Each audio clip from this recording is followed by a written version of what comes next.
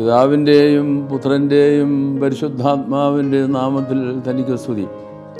ഞായർ പള്ളിക്കൂടത്തിലെ എൻ്റെ കൊച്ചു കൂട്ടുകാർക്ക് ക്രിസ്തുവേശുവിൽ സ്നേഹവന്ദനം. പ്രിയപ്പെട്ട കുഞ്ഞുങ്ങളെ, ഇന്നത്തെ നമ്മുടെ ചിന്താവിഷയം തലക്കെട്ടായി നൽകിയിരിക്കുന്നത് സാമൂഹ്യ പ്രതിബദ്ധത എന്നാണ്.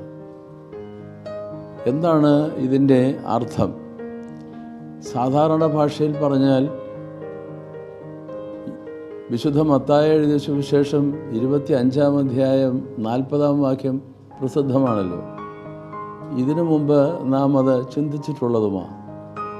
കർത്താവ് എന്താണ് അവിടെ പറയുന്നത്?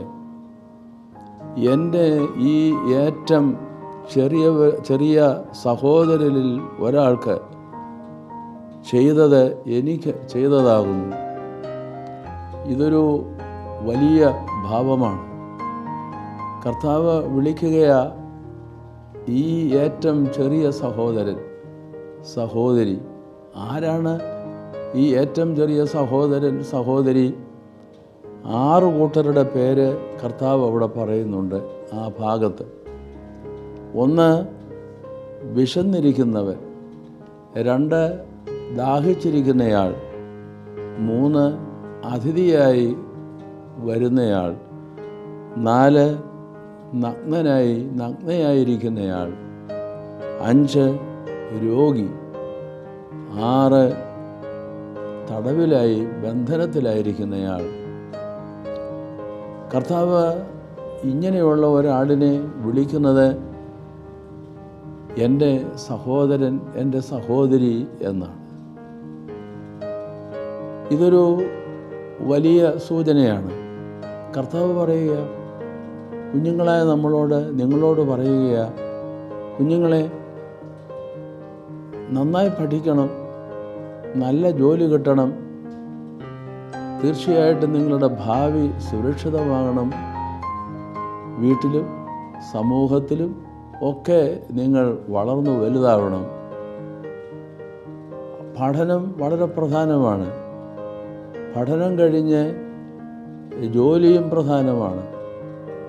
ഇന്നത്തെ പഠനം കരിയർ ഓറിയൻറ്റഡായി വരുന്നുണ്ടല്ലോ. ഇതിനു മുമ്പ് നമ്മൾ അതേക്കുറിച്ച് ചിന്തിച്ചിട്ടുള്ളതാണ്. തീർച്ചയായിട്ടും ഒരു ജോലി എങ്ങനെ ലഭിക്കും വിദ്യാഭ്യാസത്തിന് ശേഷം എന്ന് ചിന്തിച്ചുകൊണ്ട് നമ്മൾ ഈ കാലത്ത് പഠിക്കുന്നുണ്ട്, അതിനുവേണ്ടി പ്രയത്നിക്കുന്നുണ്ട്, അധ്വാനിക്കുന്നുണ്ട്. എന്നാൽ കർത്താവ് നമ്മളോട് പറയുക, തലക്കെട്ടിൽ സൂചിപ്പിക്കുന്നത് പോലെ നമ്മളുടെ ജീവിതം സമൂഹത്തോട് പ്രതിബദ്ധമാവണം. സോഷ്യൽ കമ്മിറ്റ്മെൻറ്റ് എന്ന് ഇംഗ്ലീഷിൽ പറയാം. On one hand, we should have a good job so that we have a better life in the world, economically and otherwise. പക്ഷേ അതോടൊപ്പം തന്നെ സാമൂഹ്യ പ്രതിബദ്ധതയുള്ളതാവണം. നമുക്കുള്ള പ്രത്യേകമായ പ്രിവിലേജസ്, പ്രത്യേകമായ ആനുകൂല്യങ്ങൾ, ജീവിത സാഹചര്യങ്ങൾ നിഷേധിക്കപ്പെട്ട അല്ലെങ്കിൽ ഇല്ലാതെ പോയ കുഞ്ഞുങ്ങൾ തന്നെ നമ്മളുടെ ഇടയിലുണ്ടല്ലോ. തീർച്ചയായിട്ടും അവരെയും കൂടെ നമ്മൾ ചേർത്ത് നിർത്തേണ്ടതുണ്ട്, നമ്മളുടെ ജീവിതത്തോട് ചേർത്ത് നിർത്തേണ്ടതുണ്ട്. അപ്പോൾ ഞാൻ പറയും, നമ്മൾ നന്നായി പഠിക്കണം. ഹോംവർക്കൊക്കെ തീർച്ചയായിട്ടും നമ്മൾ നന്നായി ദിവസവും ചെയ്ത് നമ്മളുടെ പഠനം അങ്ങനെ മെച്ചപ്പെടുത്തണം. പക്ഷേ അതോടൊപ്പം തന്നെ വേറെ ചില സാമൂഹ്യ പ്രതിബദ്ധമായ പരിശീലനവും കൂടെ നമ്മൾ ഇപ്പോഴേ നടത്തേണ്ടതുണ്ട്. ഉദാഹരണമായി, അധ്യാപകർ ഒരു 4-5 കുട്ടികളെ ചേർത്ത് എന്തുകൊണ്ട് ഒരു ആശുപത്രിയുടെ ഒരു വാർഡ് സന്ദർശിച്ചുകൂടാ? അവർ രോഗികളായിരിക്കുകയാണ്, വേദനയിലായിരിക്കുകയാണ്. അങ്ങനെയുള്ളവർക്ക് ഉള്ള സ്ഥലങ്ങൾ ഉണ്ടെന്ന് തിരിച്ചറിയാൻ കുഞ്ഞുങ്ങൾക്ക് അവസരങ്ങൾ സൃഷ്ടിച്ചു കൊടുക്കേണ്ടതുണ്ട്. അത് ശ്രദ്ധിക്കണം. അധ്യാപകരുടെ നേതൃത്വത്തിൽ രോഗികളെ സന്ദർശിക്കുക ആശുപത്രിയിൽ. അതോടൊപ്പം തന്നെ കുഞ്ഞുങ്ങൾക്ക് തന്നെ ചെയ്യാം. ഞായറാഴ്ച ദിവസം ഉച്ച കഴിഞ്ഞ് നമ്മുടെ ചുറ്റുവട്ടത്തുള്ള ഒറ്റയായി കഴിയുന്ന പ്രായമുള്ള അപ്പച്ചന്മാരും അമ്മച്ചിമാരും തീർച്ചയായിട്ടും ഉണ്ടാവും.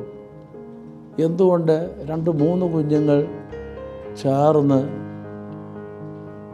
2-3 രോഗികളെ ഞായറാഴ്ച ദിവസം ഉച്ച കഴിഞ്ഞ് സന്ദർശിച്ചുകൂടാ? തീർച്ചയായിട്ടും അതൊരു നല്ല കാര്യമാണ്. മറ്റൊരു കാര്യം ദീനാനുകമ്പയാണ്.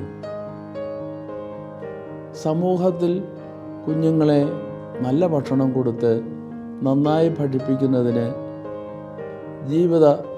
കുടുംബ സാഹചര്യം ഇല്ലാത്ത കുഞ്ഞുങ്ങളുമുണ്ട്. അവരെ പാർപ്പിച്ച് പഠിപ്പിച്ച് അവർക്ക് നല്ല വിദ്യാഭ്യാസം നൽകി അങ്ങനെ അവരുടെ ഭാവി മെച്ചപ്പെടുത്തുന്ന സ്ഥാപനങ്ങളുണ്ട്. ബാലഭവനങ്ങളുണ്ട്, ബാലികാ ഭവനങ്ങളുണ്ട്. നമുക്കെന്തുകൊണ്ട് ഒരു ബാലഭവനമോ ബാലികാ ഭവനമോ വല്ലപ്പോഴുമെങ്കിലും മാസത്തിലൊരിക്കൽ അല്ലെങ്കിൽ വിശേഷാവസരങ്ങൾ, ഇപ്രാവശ്യം ഓണം അടുത്തു വരികയാണല്ലോ, ഓണക്കാലത്ത് നമ്മളൊരു ദിവസം കൂട്ടുകാരുമായി ഒത്തുചേർന്ന് ഇങ്ങനെയുള്ള സ്ഥലങ്ങൾ എന്തുകൊണ്ട് സന്ദർശിച്ചുകൂടാ? പ്രായമായവരെ താമസിപ്പിക്കുന്ന ഭവനങ്ങളുണ്ട്. അവരെ സന്ദർശിച്ച് കുശലാന്വേഷണം നടത്തി അവരും ഒത്തിരുന്ന് നമുക്ക് ഭക്ഷണം കഴിക്കുന്നതിനുള്ള ഒരവസരം ഉണ്ടാക്കിയെടുത്തുകൂടെ? കൂട്ടുകാരെല്ലാവരും ചേർന്ന്.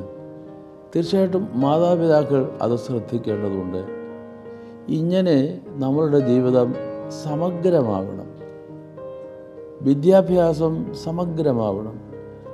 അങ്ങനെ വിദ്യാഭ്യാസം സമഗ്രമാവുമ്പോൾ നന്നായി പഠിക്കുക, അതോടൊപ്പം തന്നെ സമൂഹത്തിൽ ഇങ്ങനെ പ്രയാസപ്പെടുന്ന വൃദ്ധരെ, കുഞ്ഞുങ്ങളെ, രോഗികളെ ഒക്കെ നമുക്ക് കണ്ട് അവരുമായി സംസാരിച്ച് നമ്മളുടെ ജീവിതത്തിൻ്റെ ഭാഗമായി സാമൂഹ്യ പ്രതിബദ്ധത വളർത്തിയെടുക്കുവാൻ കഴിയണം.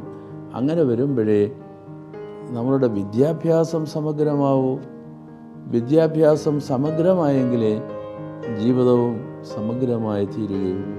കുഞ്ഞുങ്ങളെ സമൂഹത്തോടുള്ള പ്രതിബദ്ധത ജീവിതത്തിലെ ഒരു വലിയ കാര്യമാണെന്ന് നമ്മൾ തിരിച്ചറിഞ്ഞ് അതനുസരിച്ച് നമ്മൾ മുമ്പോട്ട് പോകണം.